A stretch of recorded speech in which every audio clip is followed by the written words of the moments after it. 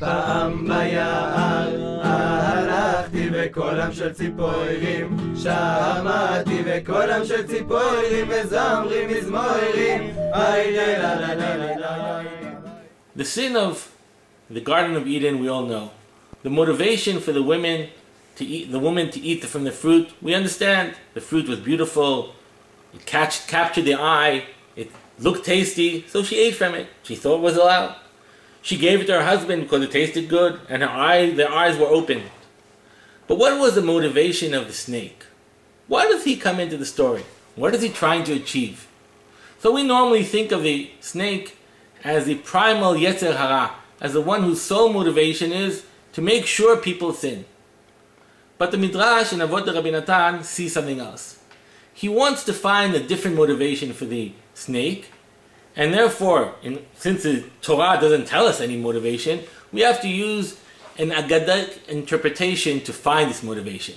And uses the ancient rule of lex tallius, tit for tat if you like, retribution according to justice. If you look at what God punished the snake, you'll find out what his sin was. What was his punishment? You'll lay on the ground, you'll eat dust, you'll have the children of the women will continuously aim to kill you. If those were his sins, obviously, if those were his punishments, obviously that's where his sin is rooted. And the Midrash says, you wanted to stand tall, you'll lie on the ground. You wanted to eat all the fruits of the land, you'll only eat dust. You wanted to reign over man, man will eternally hate you. And the Midrash seeks the punishment as a mirror image of the sin. In the Torah itself, we don't see this tit for tat or this lex tallius in the retribution for the snake, but we do see the exact thing in the retribution for man. Man sinned in wanting to eat from the tree of the knowledge, and therefore his punishment was, by the sweat of your brow you will eat. The ground will, instead of bringing you food, will give you thorns. Your punishment is about food since your sin was about food. And here already in the Torah itself we see this retribution, tit for tat, this lex tallius, in the sense of we know what you sinned and therefore your punishment is deserving of the sin.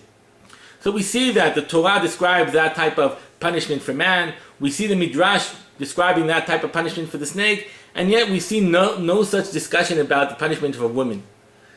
Seems to me that we can continue this thought process one more step and see the punishment of women as being within the relationship with man, with her husband.